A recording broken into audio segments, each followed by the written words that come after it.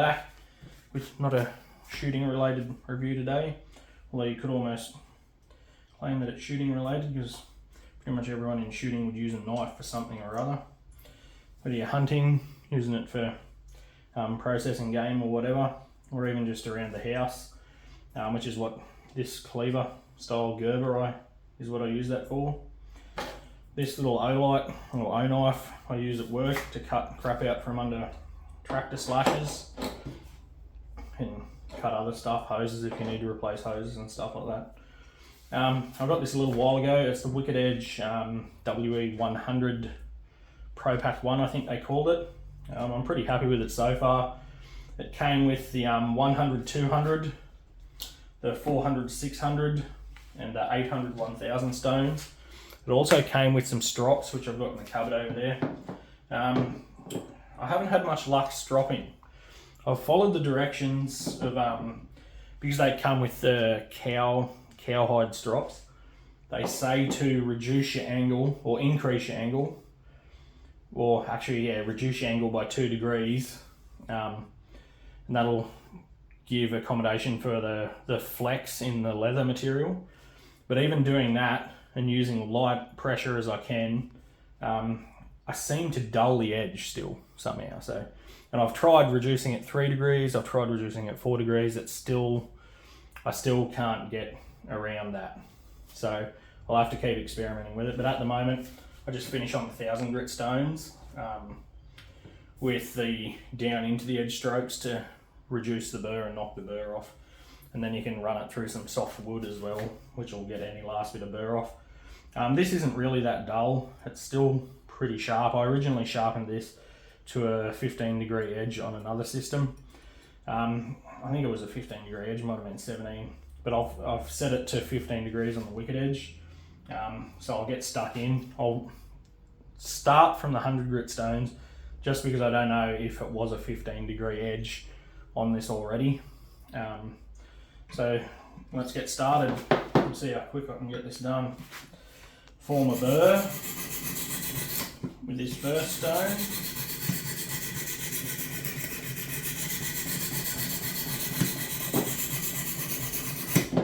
Let's see if that's formed a burr.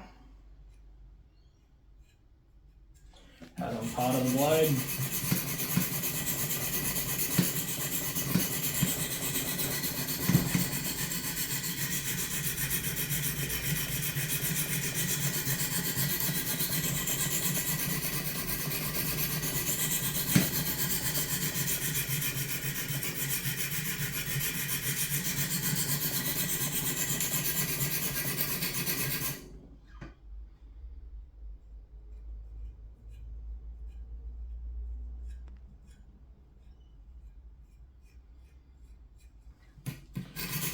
Couple more passes, it's got a burr there now. I'm going to try and get it a bit more even.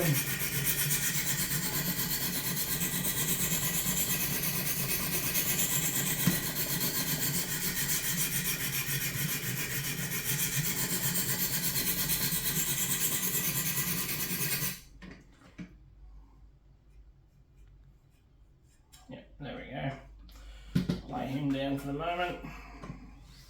Now we progress to the second side.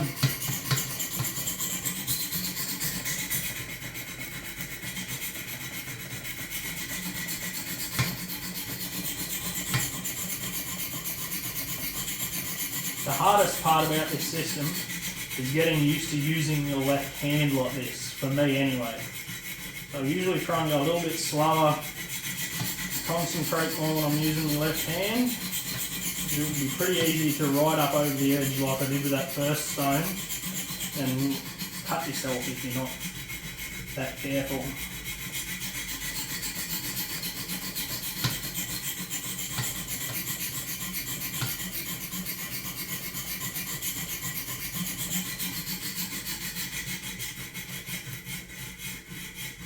Especially out towards this tip.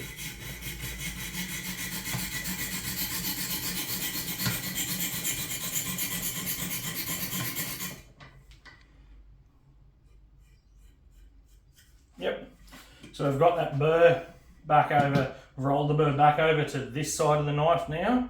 So as you come up here, you can feel the burr, it's even all the way along. So now, following Wicked Edge's instructions, we progress to this type of stroke, and should even out all the scratch pattern, and then we progress to the 200.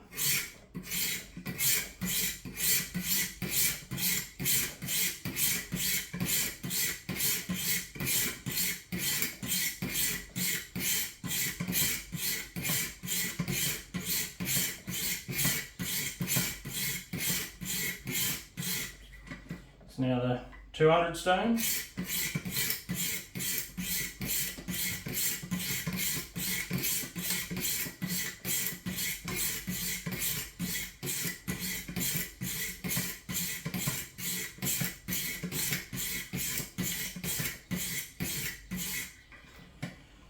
Okay, now swap stones. So this is now the yellow 400 and green 600. So we do the 400s first.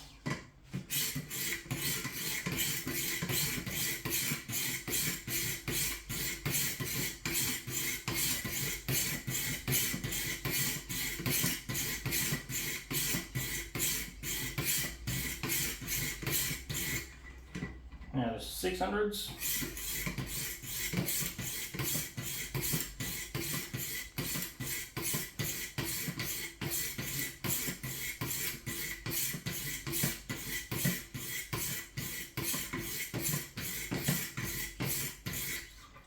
Now we progress to the 800s and 1000. The 800s are the light blue and the 1000s are the purpley colour.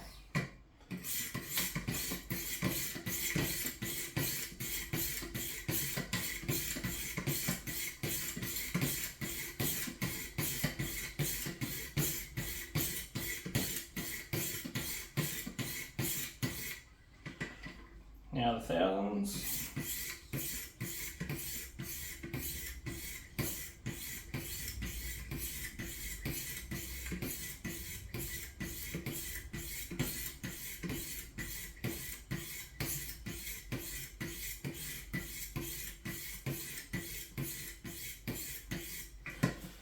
Now, because I'm going to finish on the 1000s, the best way to get rid of any burr is to do the, I can't remember if it's the edge, what they call the edge leading or edge trailing stroke.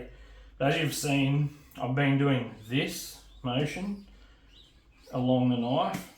So that now changes to this motion. So we're going from up to down, and that, any burr where it's present, so the edge with a little bit of burr hanging over, that stone will now come down and wipe that off that way. So you don't have to do that many of these because you're really only just refining the edge. So, and these are, I like to do these pretty carefully as well, and slowly. You don't do many of them because they're gonna, again, go against the scratch pattern that you've already set in. But imagine if this stone face was wet. You're basically just running it along with enough pressure that you're basically just going to be wiping the water from the stone. Think of it that way. And you can do the same thing when you're freehand sharpening.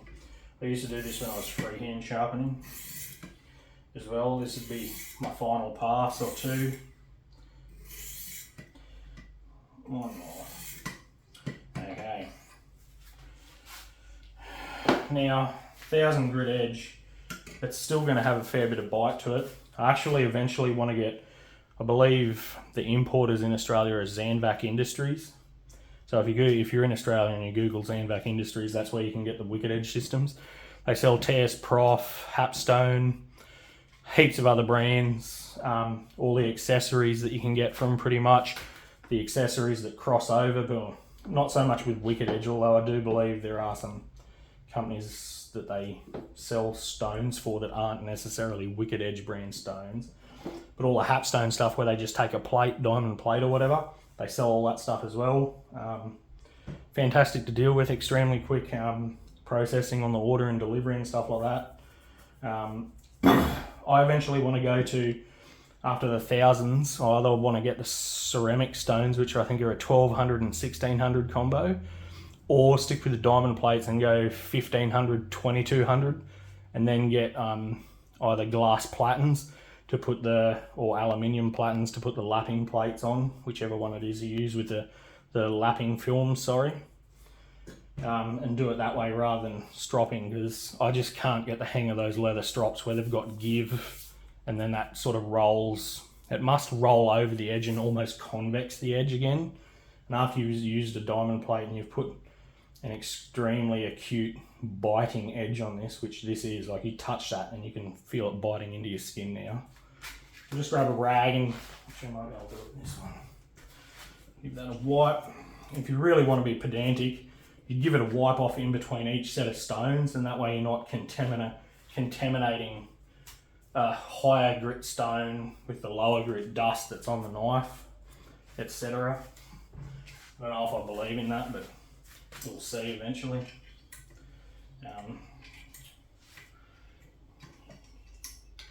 Just gonna clamp this. I don't know if you can see on camera, but shaving sharp, absolutely. I don't know if it, almost, I can almost gut myself. Yeah, it won't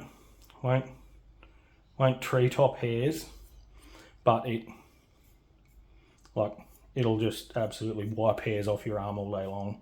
That was a 15-degree edge, like I said before. 1000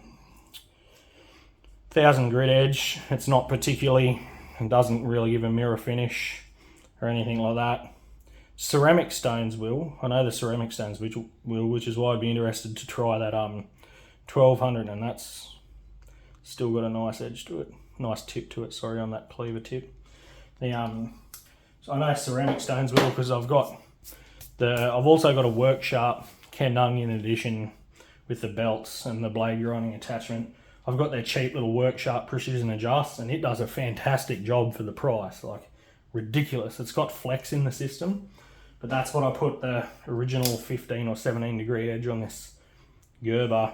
I don't know the exact model, but it's a cleaver style blade, as you can see. I originally put that on, and it does a pretty decent sort of mirror edge for what it is. This system, is the older generation type jaws. They're just flat. It has trouble clamping little blades like this, where you don't have much clamping surface, and it's hard to get them to sit in there and not roll as you apply pressure with the stone. See if I can set this one up now and get it to work. Sort of need that depth key with this, and you really got to plan out where you're going to clamp it. So I'm going to try and clamp it there. I'm going to get onto this thing. I don't use the guide for this either to plan in where I'm clamping them. I just try and clamp them roughly at the front of the vise, this end of the vise, as the blade's starting to curve. But see, even looking down on top of the jaws like this, you can see it's got gap because of the style of jaw that it is.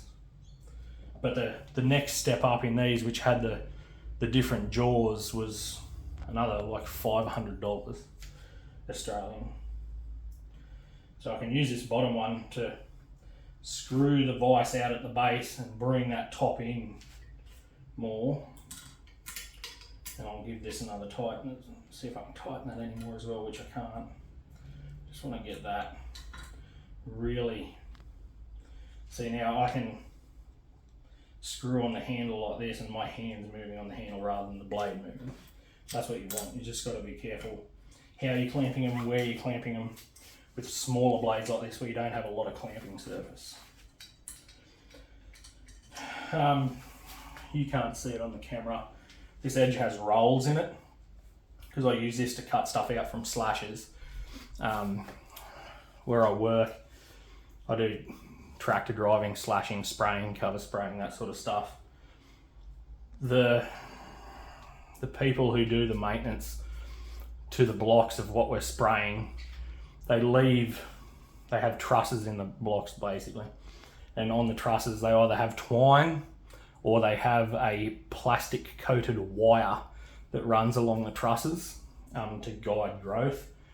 And They leave that, if they have to replace that because it gets damaged, they just leave it laying in the row and you'll come and slash it, and it wraps around the shaft from the gearbox down to the blades, and then you have to get under there, put it up on we have basically a loading ramp. You can back up and that way you can get under it, and even if the hydraulics drop, you're safe. This is what I use to cut stuff out from under it. You'll even get netting, stuff they use to stop birds getting into the fruit and stuff like that, wrapped around there, because they'll leave that laying in the grass. The grass will grow up and you can't see it as you're going along, and next thing you're dragging 10 foot of netting out and it's wrapping itself under the blades and around the shaft. This is what I use to cut all that out. So, and what will often happen is as well, actually I don't need to start at 100, 200, I'm just fixing the edge. When I'm fixing the edge, just start at 400, 600. You can probably get away with 600, but I'll start with 4 just to make it a little bit quicker. Yeah, you'll often be running the blade against the actual the connecting shaft from the gearbox down to the blades, and that's what rolls the edge. But when you're dealing with that black plastic coated wire stuff, it takes a lot of cutting to get through it, and usually don't have enough room on the tractor that I'm on to take a toolkit with you, so it's easy to just take a pocket knife. Toolkit would be better if you had room to carry it, because you've got actual wire cutters and stuff in there, which would be much quicker, but just no room on the tractors. Anyway, get into this. Oop, I do not want to do that. First, I want to take this back to 20 degrees. I'm lucky I didn't start with a 100 grit stone, otherwise I would have just really taken some metal off there.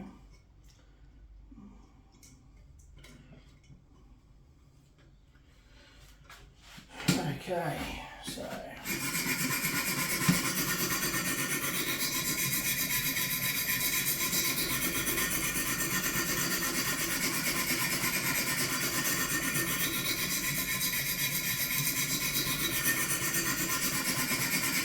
and because we're just fixing an edge, a few rolls, that's already got a burr. So now we'll go to the 400 on this side.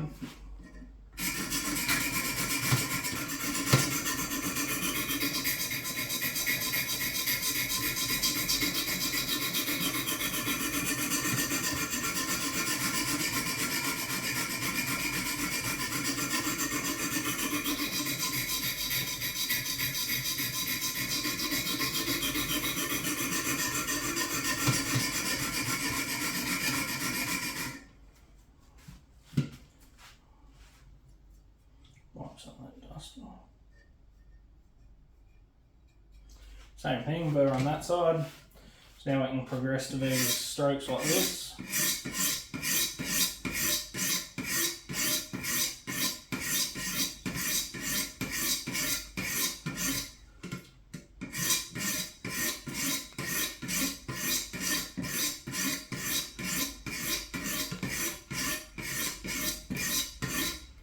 Now we'll move to the 600 grit stones.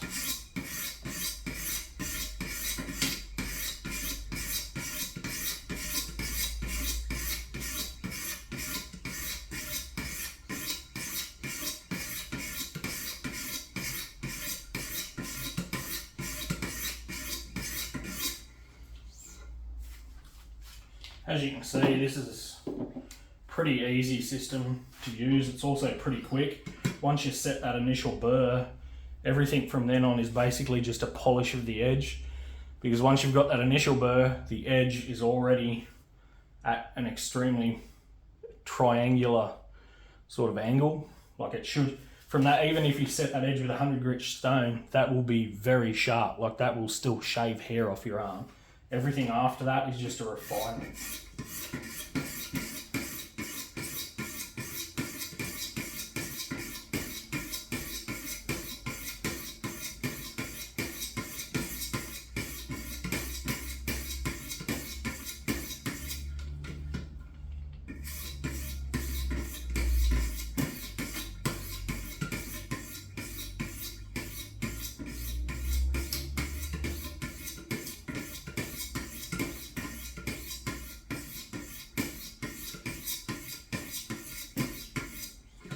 Now, because we've been going this way, we actually are pushing the burr back and forth over the edge, which does weaken the burr, and it should theoretically take most of the burr off, because it should just snap off as you're doing that. So you probably could take this even without the into the edge strokes and just run it through a bit of soft wood like pine, and that will probably pull most of that, whatever's left, off of it. But I am just going to do a couple strokes again, same as I did with that last knife.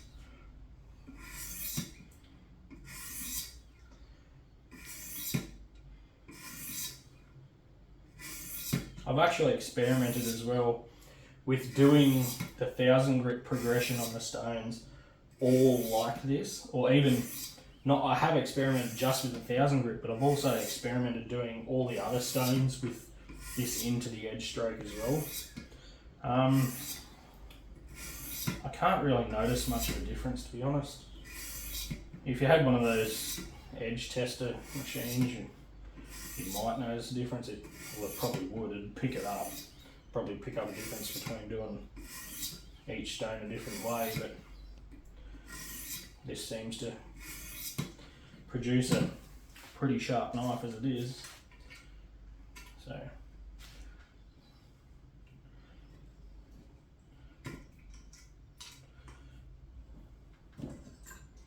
okay, I'll just open that a little bit more. Just wipe off.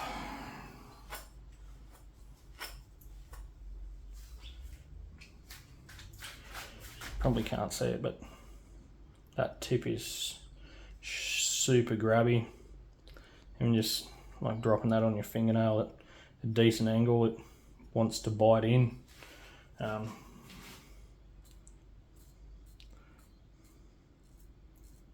Same thing, like shaves hair without any problem whatsoever. I really need to actually, I should pull this completely apart and give it a clean, because holy shit, it was dusty the other day at work. It was unbelievable.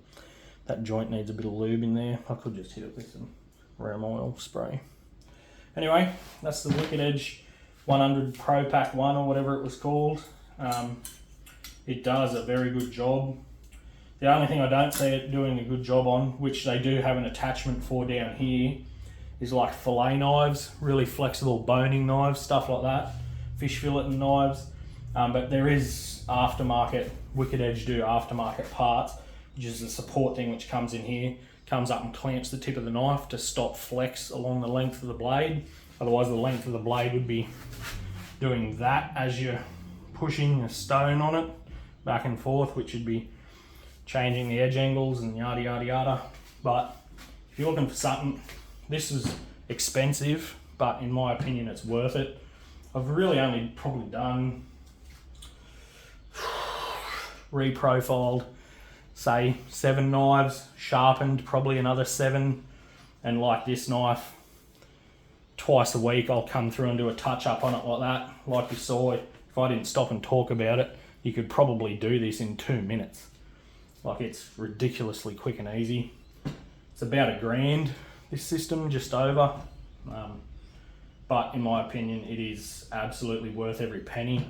At the time, I just couldn't justify the extra $400 or $500 to step up to, I believe it was the Wicked Edge 120 is the next step up that they include in a Pro Pack. So I think it was called Pro Pack 2 on the website. I think there's even the Pro Pack 3, which is the professional one, which is $2,000 or more, two and a bit grand. But it comes with the full one, with, instead of having to mess with screws for your clamping, you've got the lever. I think they've even got one of the portable ones which you can just C-clamp to a workbench. I think even it comes out with a lever now, but it was even more expensive than this, and it doesn't come with as many, I don't think it comes with as many progressions of stones. And that's also what got me to go with this. The price, plus you got up to the 1000 grit, and then you got the strops. I'll grab the strops quickly and show you.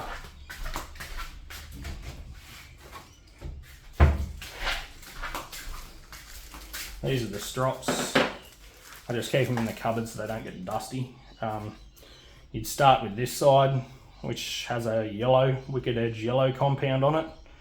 It sort of blends into the natural colour of the leather though. And then you'd progress to the green. That's the finer. I don't know if these are the actual 5 microns and 3.5 microns. I don't know if they're the actual grits of the strop, of the, it's not an emulsion, it's a paste that comes in the kit as well. But yeah, I can't seem to figure out with my heavy-handedness how to use these and not dull the edge once I've used them. Like I said, I've done what Wicked Edge say to bring your angles in a bit so that that'll account for the flex in the leather material. But I've brought it in what they say 2 degrees, I've brought it in 3 degrees, I've brought it in 4 degrees. I've tried like just touching the knife in all those different progressions. I've tried different sort of amounts of pressure on the strops onto the blade, and I just can't get it to go good. But like I said, I'll either step up to a high grit diamond plate or I'll go to ceramics. And if I go to high grit diamond plates, I'll probably try and go to the 1500 and 2200, and then I think it's 33,000 or something. I think one of them comes with a glass plate. It's the stone on one side and a glass platen on the other side, and then you can get the lapping films to put on the glass platen. Anyway, that's a quick little review. The only thing this wouldn't be good for is knives like this with any type of real curve in them. Although they do make a I think it's a semi-rounded stone, but they only do it in 400 and 600 grit. That'd be fine, like 400 and 600 grit in any type of knife that you'd want for this sort of stuff or this sort of work would have a very aggressive edge to it. But yeah, for normal type blades like this, they just have a bit of a belly, flat blades, any type of chef's knife, anything like that. This is a perfect system. Expensive, but it's very good, very high quality. Anyway, that's a little sort of off the usual channels topic review, and I'll see you whenever I see you again.